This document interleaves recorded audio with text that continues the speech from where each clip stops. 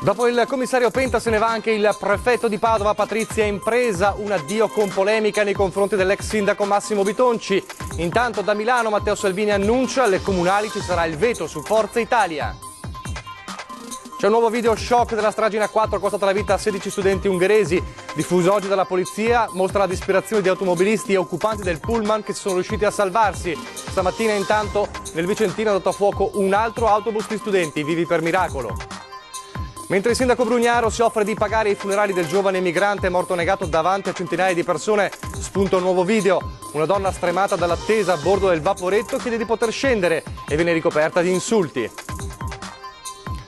Tradizionale cerimonia nel ghetto di Venezia per il giorno della memoria, presente il governatore Luca Zaia che ha voluto mettere in guardia i cittadini dai pericoli del negazionismo. Ognuno adotti il nome e il ricordo di una vittima della Shoah, dice. Siccità costante, il livello delle acque del Piave preoccupa gli agricoltori, situazione grave in primavera qualora le prossime settimane dovesse continuare a non piovere.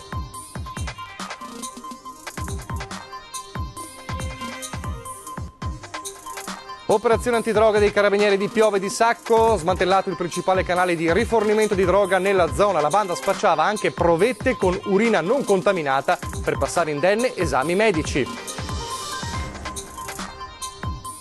A Bassano del Grappa la sfilata delle donne contro il cancro, una manifestazione organizzata dall'associazione San Bassiano Onlus per affrontare la malattia con uno sguardo decisamente diverso. Telespettatori di Antena 3, buonasera, ben trovati con l'edizione veneta dei nostri notiziari e dei nostri telegiornali che, come avete visto e sentito dai titoli, si apre ancora una volta con la questione Padova, il caso Padova, il caos un po' amministrativo, istituzionale. Perché? Perché ieri abbiamo annunciato l'addio, le dimissioni del commissario prefettizio che reggeva la città di Padova dopo la caduta della giunta Bitonci. Ebbene, anche il prefetto di Padova, Patrizia Impresa, se ne va, c'è già il nome del suo sostituto e andandosene oggi dopo 3 anni e mezzo ha fatto un po' il bilancio di questo periodo, un bilancio che è stato caratterizzato anche spesso sulla questione profughi dallo scontro con l'ex sindaco Bitonci e infatti le parole del prefetto Impresa non sono tenere nei confronti del sindaco, dell'ex sindaco. Dall'emergenza profughi alla crisi della giunta padovana sono stati 3 anni intensi per il prefetto Patrizia Impresa, che si appresta a lasciare la città per un nuovo incarico a Roma. Sarà vice capo di gabinetto del Ministero dell'Interno. Al suo posto arriverà il prefetto Renato Franceschelli. Prima di andarsene, Impresa non risparmia le critiche all'ex sindaco Bitonci, con cui ha avuto spesso duri scontri sul tema dell'accoglienza dei migranti. Credo che questa città abbia vissuto la sfuriata più grossa. Adesso sia pronta sicuramente, perché ha una consapevolezza, a fare le scelte giuste perché diventi nuovamente una realtà trainante per il Veneto ma anche per il nord-est. Parole, quelle del prefetto, che fanno riflettere, visto che in primavera i padovani sono chiamati a scegliere il nuovo sindaco dopo la caduta di Bitonci, sfiduciato dal Consiglio Comunale. Tra gli ultimi impegni, prima di partire per Roma, anche la nomina del nuovo commissario straordinario che dovrà sostituire Michele Penta, che ieri ha lasciato l'incarico. Si troverà una soluzione, soprattutto una sostituzione per il prefetto Penta, al quale va tutta la mia gratitudine. Per quanto riguarda l'emergenza profughi, Patrizia Impresa è in programma anche un incontro con i sindaci padovani per spiegare la circolare del ministro Minniti e presentare un piano per l'accoglienza diffusa. Con questo progetto che i miei uffici hanno studiato forse riusciremo a creare quella sinergia che io ho sempre sperato. Le parole del prefetto, che ha parlato di un medioevo padovano negli anni di amministrazione Bitonci e della necessità di un rinascimento, scateneranno sicuramente delle roventi polemiche sul piano politico.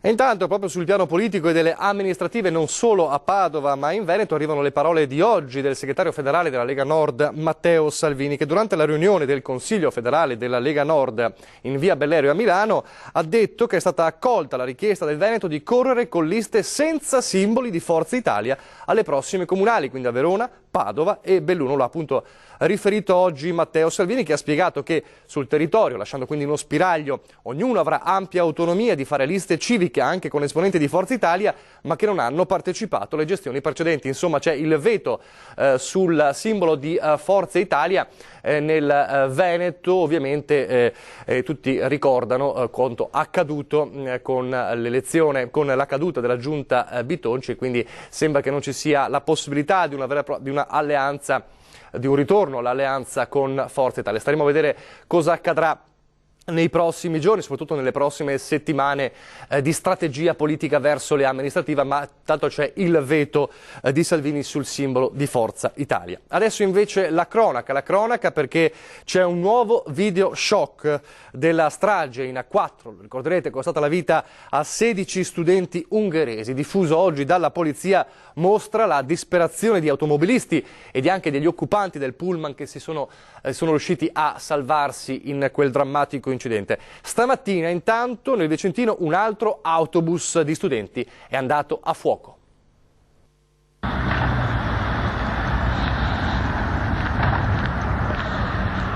Dramma sfiorato questa mattina a Noventa Vicentina. Come si vede da queste immagini e le foto scattate dai vigili del fuoco, un altro pullman è andato in fiamme. Per fortuna l'intuito dell'autista ha evitato il peggio. A pochi giorni dal rogo del mezzo ungherese è costato la vita a 16 ragazzi in A4. Dopo aver sentito un forte odore di bruciato, infatti, il conducente dell'autobus ha fatto scendere tutti gli studenti, un gruppo di ragazzi diretti all'istituto alberghiero di Montagnana nel Padovano. Giusto il tempo di smontare, il pullman doppio è stato avvolto dalle fiamme. In via dell'Artigianato sono arrivati i vigili del fuoco di Lonigo, Este e Vicenza. Non si registrano né feriti né intossicati, ma tanta paura tra gli alunni che hanno rischiato grosso. All'origine dell'incendio molto probabilmente un cortocircuito. Intanto la polizia ha diffuso un nuovo video della strage in A4. Eccolo, nella ripresa degli istanti immediatamente successivi allo schianto contro il pilone nella notte tra il 20 e il 21 gennaio. Una telecamera della sala operativa riprende il luogo dell'incidente. Il cavalcavia è già avvolto dalle fiamme che illuminano a giorno l'area. Il traffico bloccato. Ci sono 3 sopravvissuti, mezzi nudi sul ciglio della strada. Una ragazza disperata guardando le fiamme si mette le mani nei capelli. Sul fronte delle indagini ormai si propende per il malore o un colpo di sonno dell'autista. 3 persone, un minorenne e un cagnolino, tratti in salvo invece in via Battisti a Vicenza. Il rogo, divampato questa mattina nei garage di un condominio, aveva invaso di fumo il vano scale e gli appartamenti all'ultimo piano.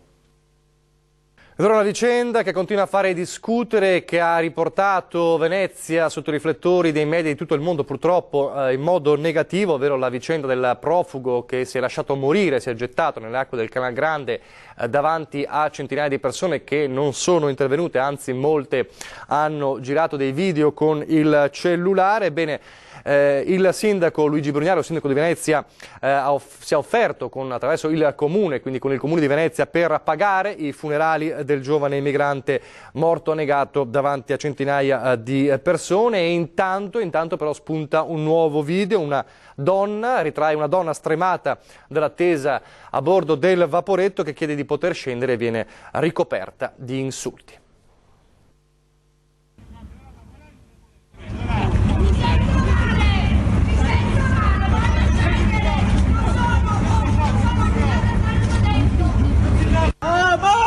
Cosa vuoi far cosa, cretina? Da prima che ti dici di merda, bomba! E sei morto! Quello che ti stai a fare contenta! Veloce! Merda!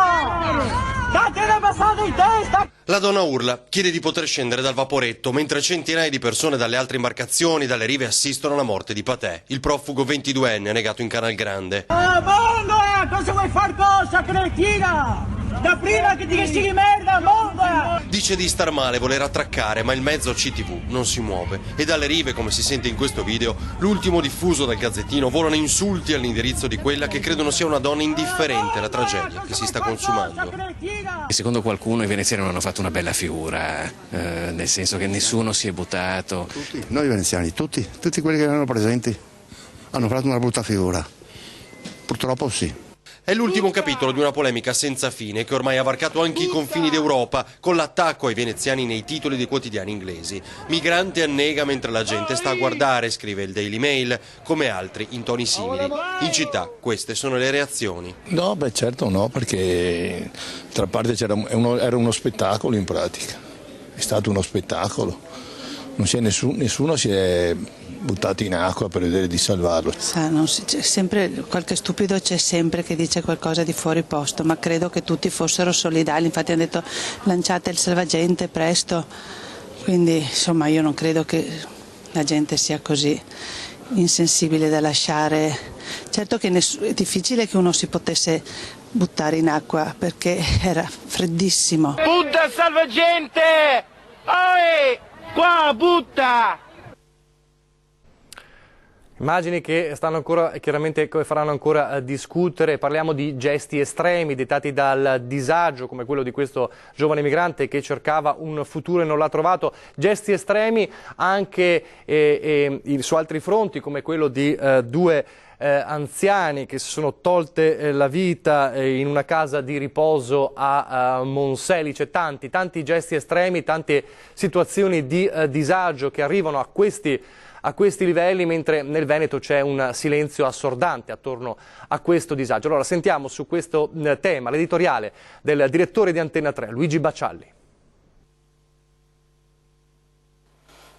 Infuriano le polemiche sulla tragica fine del 22enne che domenica scorsa si è lanciato in Canal Grande per trovare la morte e quasi volesse dare un messaggio macabro a tutti coloro che assistevano impotenti nel dire: guardate, io annego così come sono annegati tutti coloro che hanno tentato inutilmente di raggiungere l'Europa.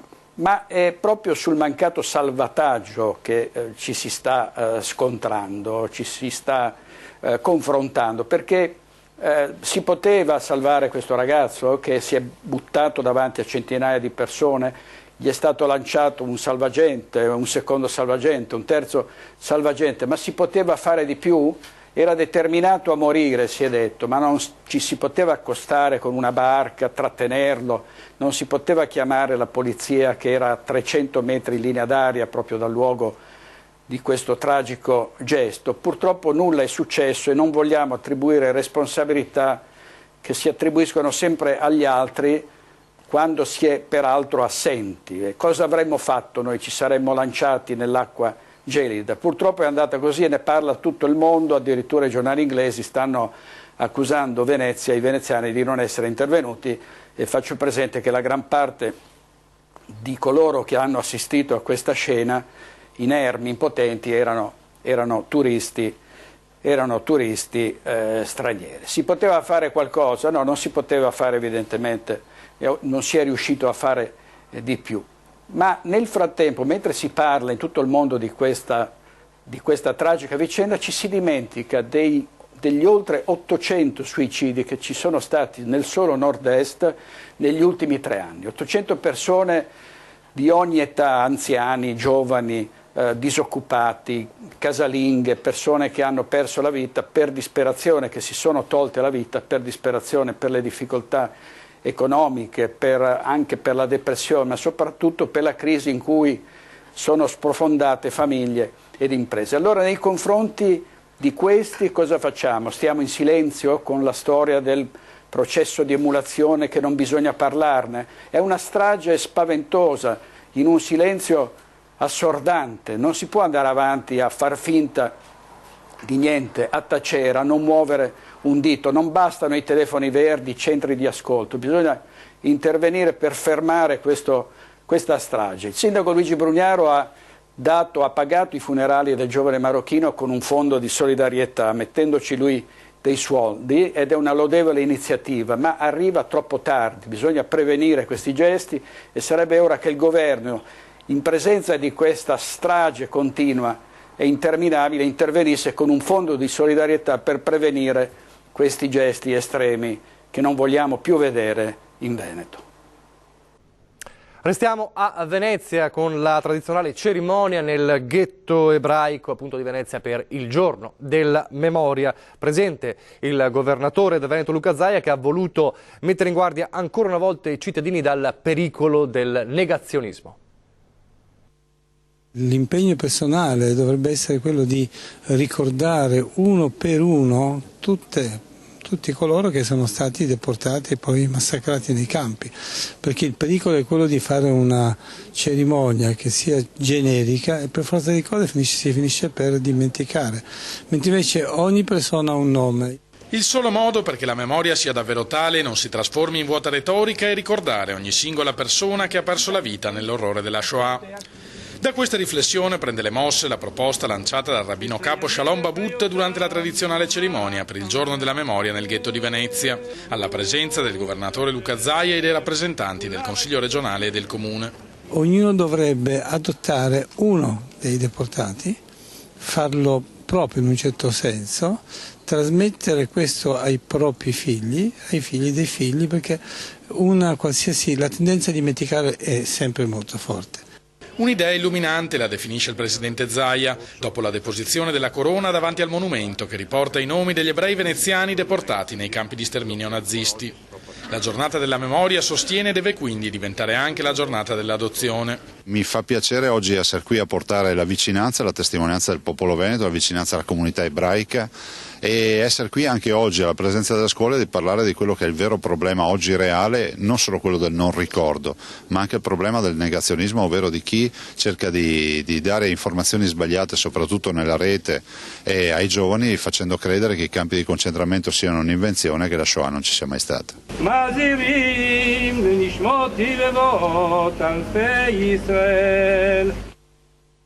Voltiamo pagina adesso, andiamo nel Trevigiano con un Piave con sempre meno acqua, il livello molto limitato in questo periodo, c'è la preoccupazione degli agricoltori e soprattutto per la primavera, qualora le prossime settimane dovesse ancora continuare a non piovere.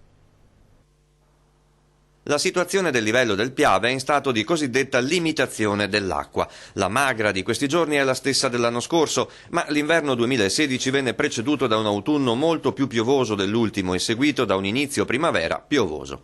Il mondo dell'agricoltura dovrà preoccuparsi qualora l'assenza di precipitazioni dovesse andare avanti per altre settimane. La preoccupazione che noi abbiamo oggi è che nel prossimo mese e mezzo, al risveglio naturale delle culture agricole, non ci sia l'acqua, non ci sia la pioggia, ma speriamo che nel prossimo mese e mezzo piova. Ecco, fra un mese e mezzo, se saremo nelle stesse situazioni di oggi, dovremo prendere i provvedimenti. Il Piave a guardarlo fa tristezza. Nel frattempo il Consorzio sta garantendo i minimi flussi vitali di acqua nei corsi del bacino per garantire quello che serve in questo momento e in vista del risveglio della natura che inizierà verso la fine di febbraio e i primi di marzo. Utilizzare al meglio l'acqua in tutto il tempo dell'anno è una cosa che si deve fare comunque. Restiamo nella Marca, un altro allarme già lanciato mesi fa ma che ora si fa sempre più stringente, è quello della mancanza di fondi e di risorse per le province rimaste in piedi ma appunto senza fondi. Adesso a rischio sono anche gli stipendi dei dipendenti, centinaia di dipendenti. L'allarme del presidente della provincia di Treviso Stefano Marcon. Se non c'è la revisione del taglio, tanto per fare 4 numeri a macro cifre, no? Il miliardo dell'anno scorso ha pesato nelle casse della provincia 10 milioni.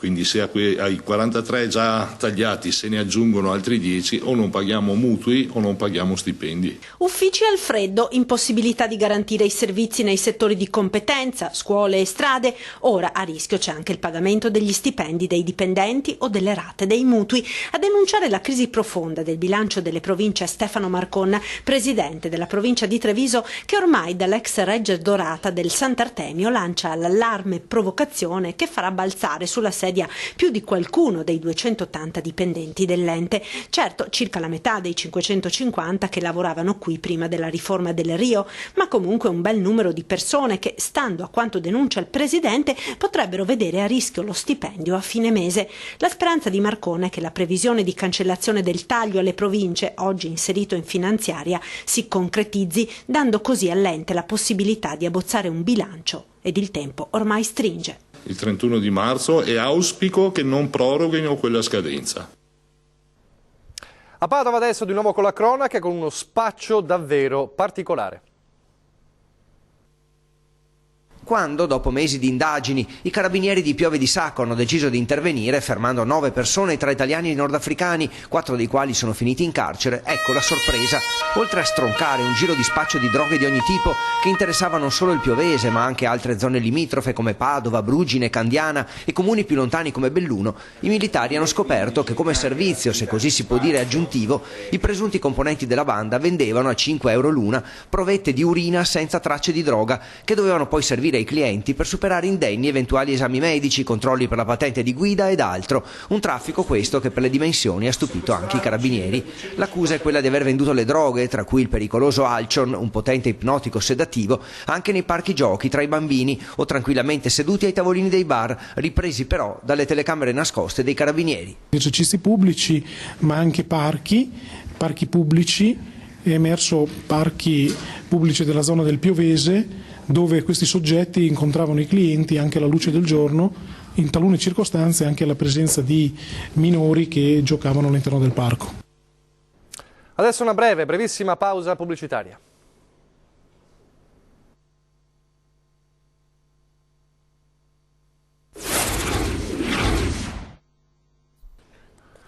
Rieccoci in studio in diretta TG del Veneto, andiamo nel capoluogo della Marca trevigiana a parlare di un eterno malato, ovvero il calcio Treviso. In questi giorni abbiamo raccontato dell'agonia della società e dei nuovi scenari. Oggi il nostro viaggio in quartiere dove per i residenti regna il degrado e di calcio non ne vogliono più sentire parlare.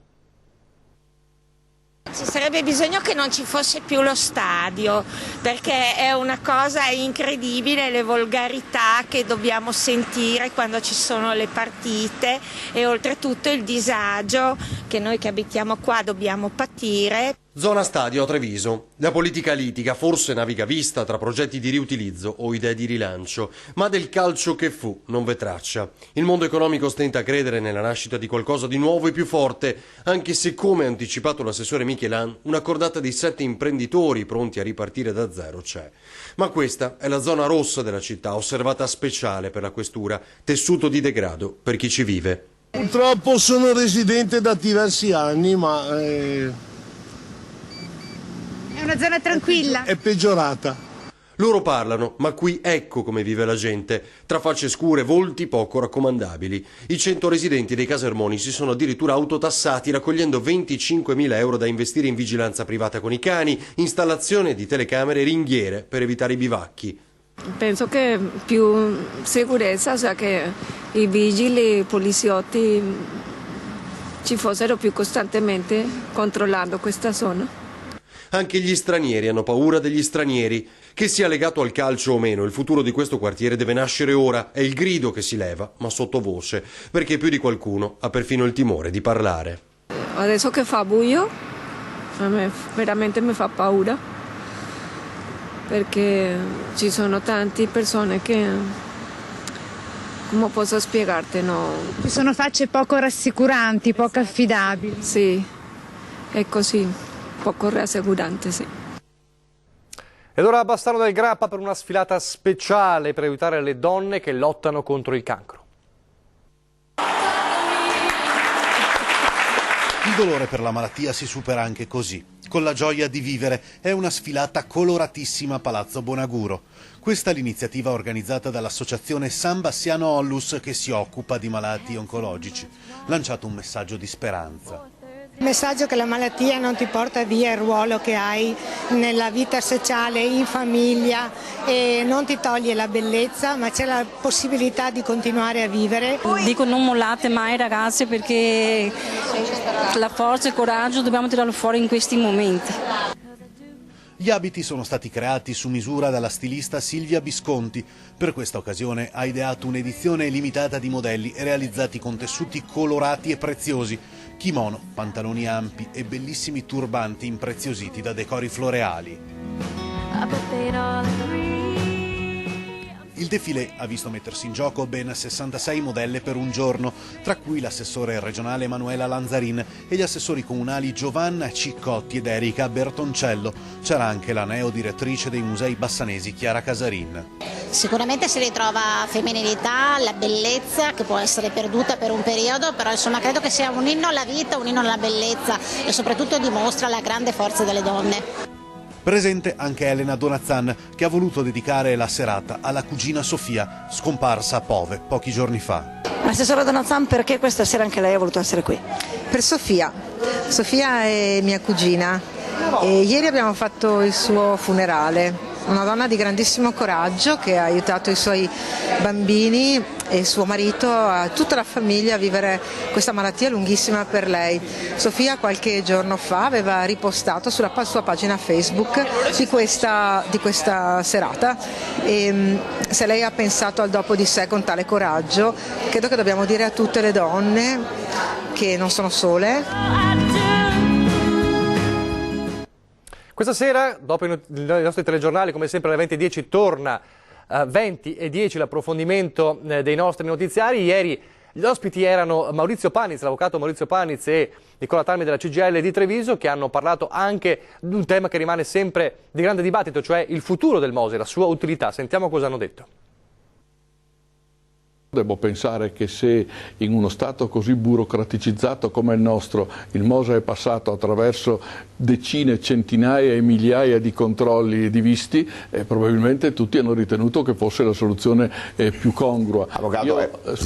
Io non devo fare come dire, propaganda politica né in un senso né nell'altro, quindi mi guardo bene dal prendere una posizione di questo genere, faccio una valutazione squisitamente tecnica e dico: se i tecnici hanno ritenuto che questa fosse la soluzione migliore, ho il dovere di pensare che sia la soluzione migliore. Se qualcuno ne ha delle altre per salvare Venezia in una prospettiva futura, benissimo, le tiri fuori e forse potrebbero essere prese in considerazione. È facile, voglio dire, rispondere che evidentemente ci sono stati senz'altro molti giudizi di tecnici che dicevano che quella era quell'opera da fare. Sono stati passati tutti questi vagli di controllo perché evidentemente questi vagli passavano in un fiume di denaro enorme. Abbiamo visto anche molti tecnici che prendevano, voglio dire, stipendi mensili appunto da quelle persone che adesso vivono in California protette e lontane dalle loro responsabilità, e quindi è evidente che il livello di corruzione che c'è stato intorno a quell'opera forse non l'abbiamo nemmeno scandagliato fino in fondo. Rimane sempre aperto sul MOSE. Questa sera gli ospiti saranno Jacopo Berti, del capogruppo del Movimento 5 Stelle in Consiglio regionale, e il deputato veneziano del PD Michele Mognato alle 20:10. È davvero tutto per il TG del Veneto, vi lascio le previsioni del tempo, grazie per averci seguito e arrivederci.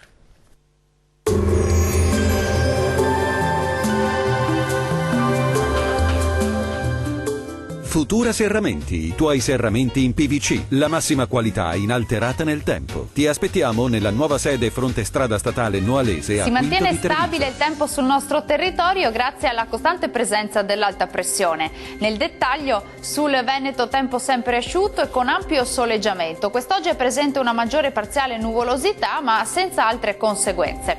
Andiamo a vedere le temperature che risultano essere più o meno stazionarie. Le massime saranno comprese tra 4 e 6 gradi. Minime sempre gelide tra -2 e -5 gradi. Andiamo ora a vedere che tempo farà sul territorio del Friuli Venezia Giulia. Anche qui continua il bel tempo soleggiato e stabile, da evidenziare una maggiore copertura del cielo sul Triestino. Temperature massime tra 5 e 6 gradi, minime molto fredde comprese tra -1 e -4 gradi. Concludiamo con uno sguardo alla situazione del Trentino Alto Adige. Parziale nuvolosità sui settori centro-meridionali in genere, sole prevalente altrove. Temperature massime comprese tra 3 e 4 gradi, minime gelide tra -6 e -7 gradi. Il mare sarà da calmo a quasi calmo sulle coste, poco mosso al largo. I venti saranno deboli da nord-est sulle zone costiere e moderati al largo. Per oggi dal meteo è tutto, arrivederci a domani.